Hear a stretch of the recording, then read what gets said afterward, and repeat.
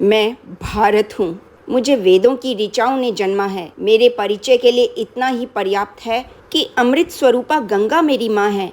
मैं ऋषियों के आश्रम में पला हूँ, युग पुरुषों की उंगली थाम के चला हूँ और संघर्षों की प्रचंड अग्नि में जला हूँ। मेरे इतिहास का पहला पन्ना तब लिखा गया था जब मनुष्य ने समय को दिन और तारीखों में बांटना नहीं सीखा था। 10,000 वर्ष पहले मेरा खाका बनना शुरू हुआ, लेकिन इतना पुराना इतिहास सिद्ध करने के लिए आज मेरे पास साक्ष्य नहीं है। लोग सवाल उठाते हैं कि सिंधु घाटी सभ्यता को तो 3400 साल ही हुए हैं, फिर मैं 10,000 वर्षों के इतिहास का दावा क्यों करता हूँ?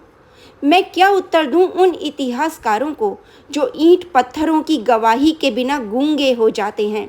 3400 साल पहले के अवशेष तो उन्हें दिखते हैं, लेकिन 5,000 साल पहले कुरुक्षेत्र में शस्त्र त्याग चुके अर्जुन को गीता का ज्ञान देते कृष्ण नहीं दिखाई देते। 7,000 वर्ष पहले सरयू के तट पर सूर्य को अर्घ्य देते श्री राम नहीं दिखाई देते और 8,000 वर्ष पहले रची गई ऋग्वेद की ऋचाएं दिखाई नहीं देती। आज मानचित्र पर मेरी जो छवि है, मैं हमेशा से ऐसा नहीं था। अनेक टुकड़ों में कटा हुआ था, जनपदों महाजनपदों में बटा हुआ था। फिर एक दिन तक्षशिला में जन्मे मेरे एक पुत्र ने अपनी शिखा खोल दी और यहीं से मेरे अखंड राष्ट्र बनने का मार्ग भी खुल गया। खंड खंड में बिखरे हुए मेरे अंग एक ध्वजा तले सिमट आए।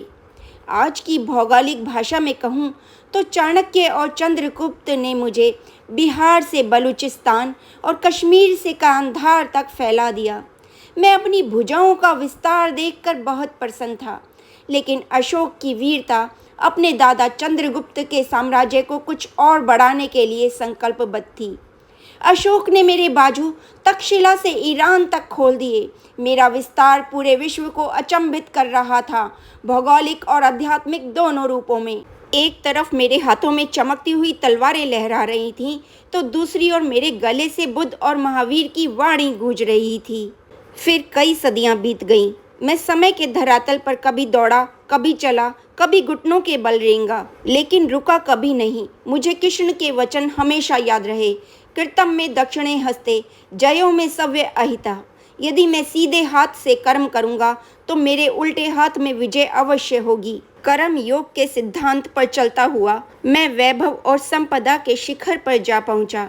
मुझे सोने की चिड़िया कहा जाने लगा और मेरी चमक सुदूर देशों में बैठे लुटेरे और आक्रमणकारियों को लुभाने लगी।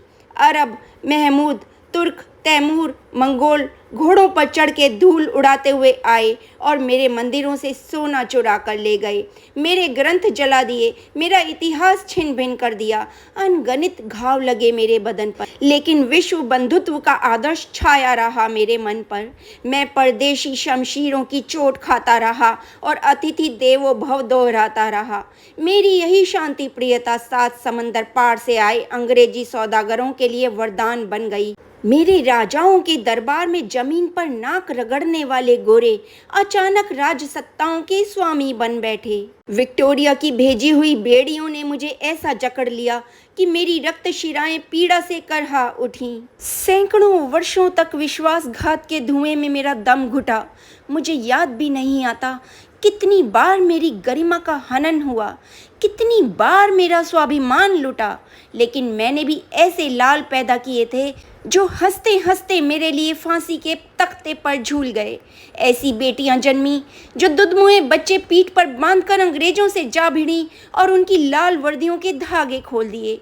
मेरा एक बेटा अल्फ्रेड पिस्तौल लिए अंग्रेजी राइफलों से लड़ गया और जब पिस्तौल में आखिरी गोली बची, वंदे मातरम बोलकर मेरे चरणों की भेंट चढ़ गया।